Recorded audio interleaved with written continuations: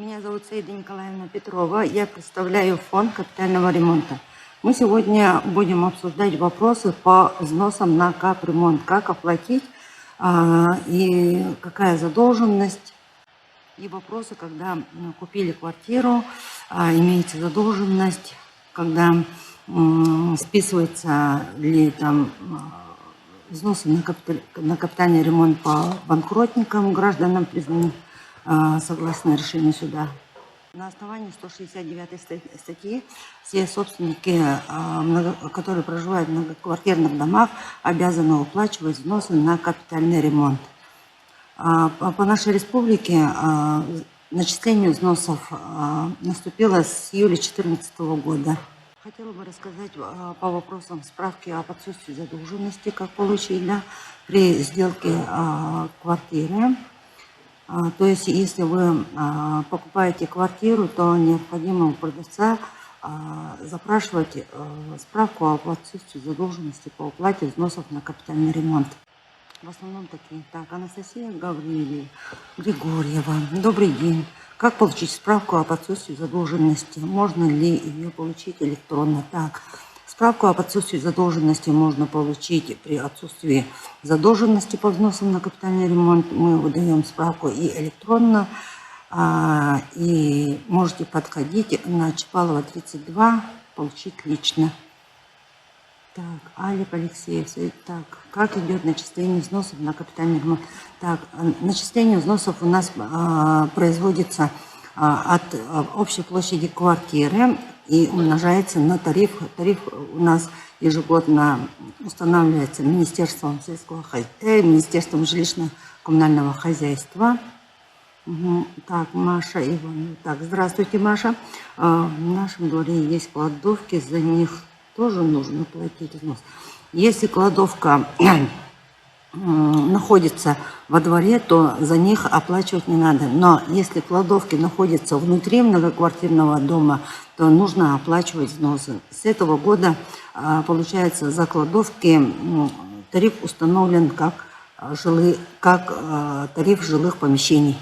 Здравствуйте, Георгий. Так, очень интересно, можно ли оплатить капремонт сразу за год?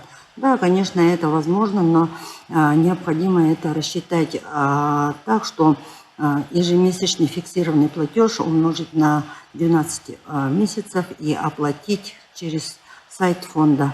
Также нежилые помещения, которые находятся в многоквартирных домах, они могут оплатить за год вперед. Взноса на капитальный ремонт от количества прописанных в квартире нет. Начисление взносов зависит от общей площади квартиры, которая зарегистрирована в Росреестре.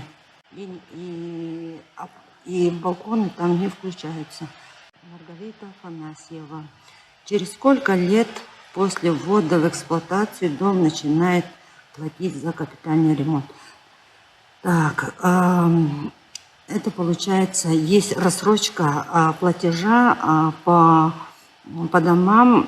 По истечении 5 лет можно начисление возобновиться, да? Но с момента включения данного дома в региональную программу капитального ремонта. Если вот, например, дом введен в 2023 году и включен в региональную программу в 2023 году, то это начисление будет через 5 лет в 2028 году. Мы купили квартиру, и оказалось, что на ней висит большой долг за капитальный ремонт. Как нам быть? Так, необходимо будет подойти в офис фонда на Чапалова 32.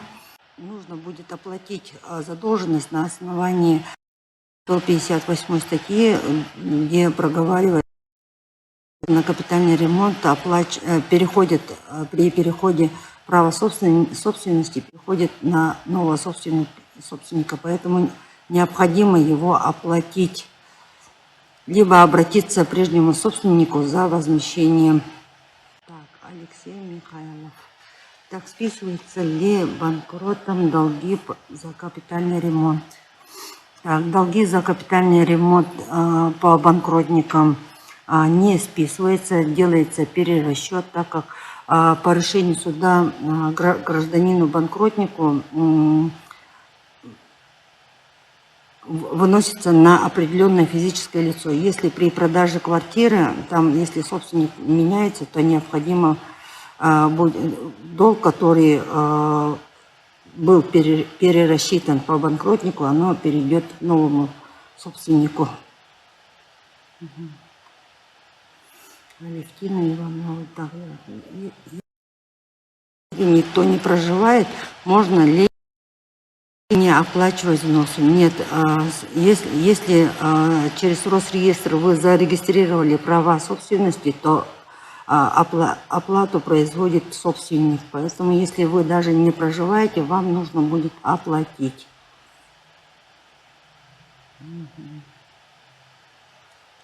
Как заключить договор реструктуризации?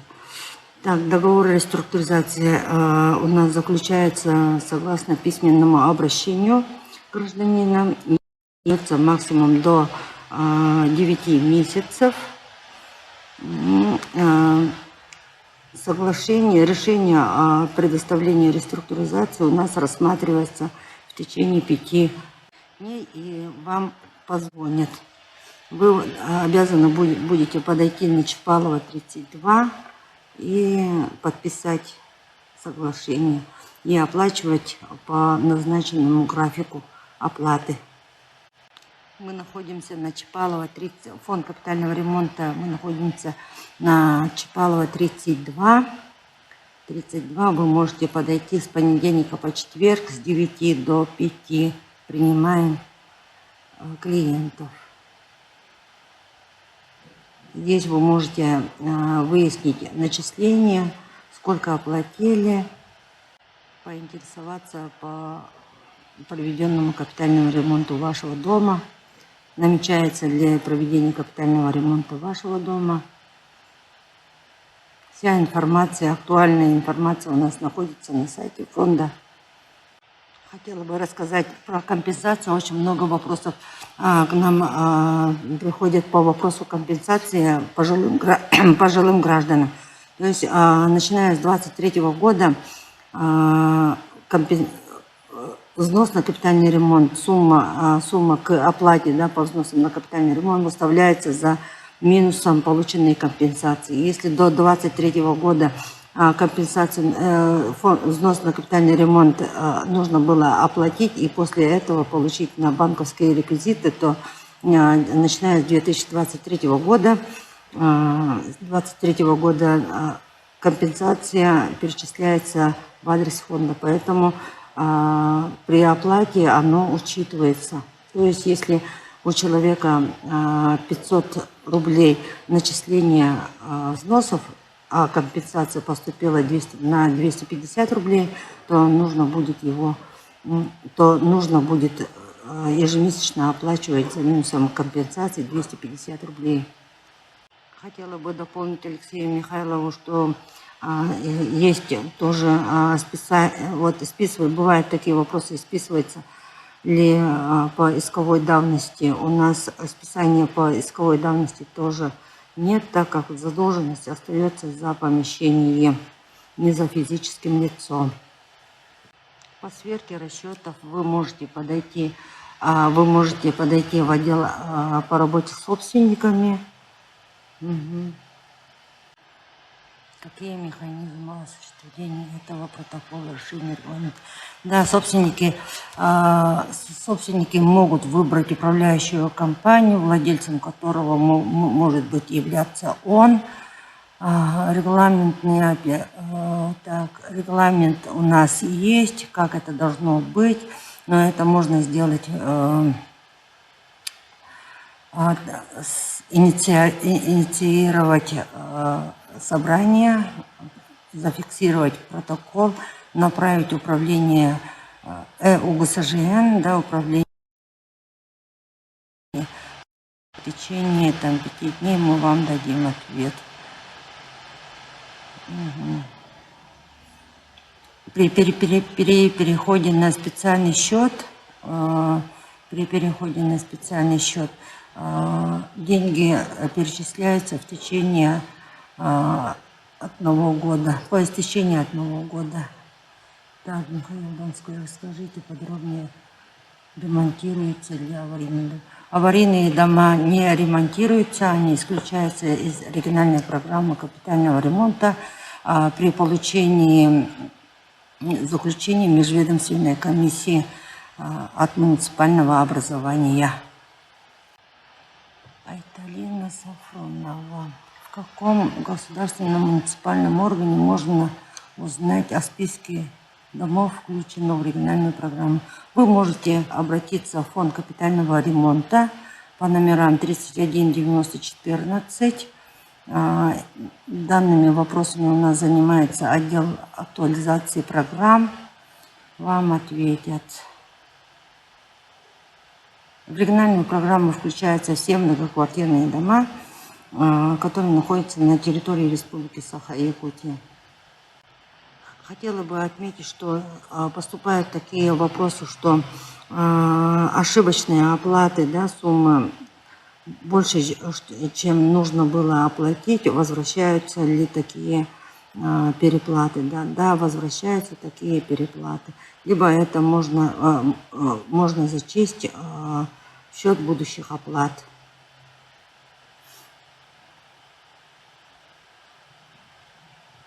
Так, как проводится реструктуризация? Реструктуризация у нас выдается только по письменному обращению граждан. Нужно будет заполнить заявление установленного образца. Оно у нас размещено на сайте фонда. И в течение 5 дней мы рассматриваем, и при положительном решении мы вам перезваниваем. На рассмотрение у нас идет 5 дней. Максимальный срок предоставления реструктуризации 9 месяцев.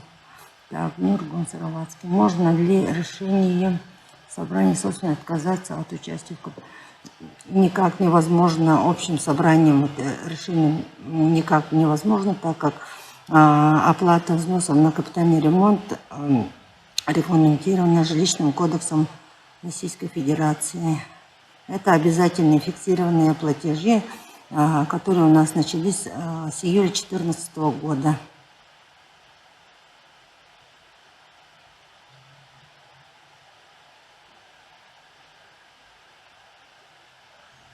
Так, Кишебочкова. Наш дом признан аварийным. Вернут ли нам оплачиваемые взносы на капитальный ремонт? Если есть, например, с 2014 года, когда возникла обязанность по оплате взносов, с этого момента до признания дома аварийным вы должны были оплачивать. Эта сумма направляется на цели сноса или реконструкции вашего дома. А если вы переплатили, переплата, да, то есть деньги поступили после признания дома аварийным, мы возвращаем на основании также письменного обращения на указанные вами банковские реквизиты. Кто выставляет квитанции на оплату взносов капитального ремонта после перехода на спецсчет? После перехода на спецсчет. Так, квитанция выставляется управляющей компанией, либо ТСЖ, владельцем которого является специального счета вашего дома.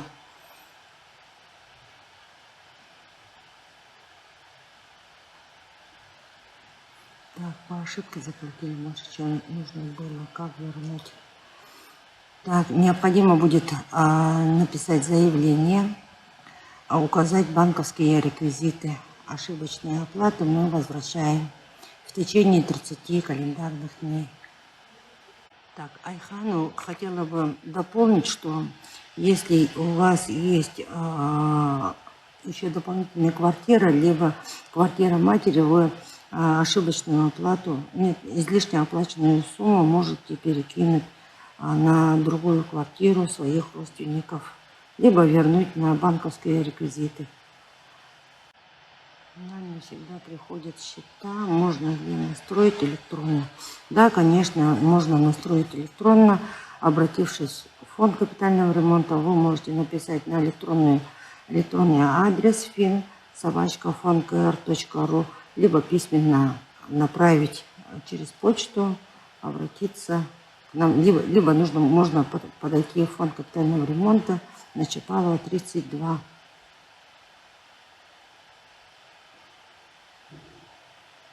Также электронную квитанцию можно получить, зарегистрировавшись на личный кабинет сайта нашего сайта. Так, здравствуйте. Собственники помещения МКД в подвале магазин не платят взносы на капитальный ремонт. Судья по отчетам, что делать, почему. Так. Если подвалы мы тоже ремонтируем, поэтому если есть регистрация магазинов, да, через Росреестр, то нужно будет оплачивать. Если это подвал принадлежит общему имуществу, то не надо оплачивать. Оплата не производится. Мы начисления не ставим. Парковочные места, например, вот в 203 микрорайоне есть парковочные места, которые находятся под многоквартирным домом, то такие парковочные места нужно оплачивать от общей площади парковки. Так, нам не всегда приходит. Но это так, это я ответила. Электронные квитанции можно получить. Так, мы продали квартиру. Нужно ли перезаключать договор с фондом капитального ремонта? Так, у нас начисление производится на помещение, и перезаключать вообще договор согласно законодательству у нас не заключается, то есть это обязательные платежи, и если даже вы продали квартиру, то перезаключать договор не нужно. Самое главное, чтобы при продаже квартиры у вас не должно было бы быть задолженности. Если магазины собственности, то нужно оплачивать. Надо будет оплатить.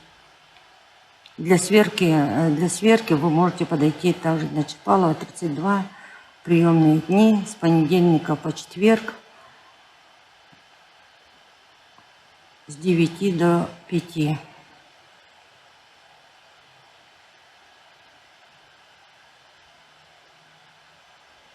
Так. Мы живем в муниципальной квартире. Почему нам пришли счета за капитальный ремонт? Так, почему? Да, такая проблема у нас есть. Если вы проживаете в муниципальной квартире, то муниципалитет нам не предоставили реестры муниципальной собственности, и вашей квартиры там не оказалось, вам нужно будет подойти фонд капитального ремонта на Чапалова, 32, с документами, там паспорт, договор социального найма, и задолженность спишется, и счета не будут вам направляться, а будут направляться именно собственнику, муниципальному образованию.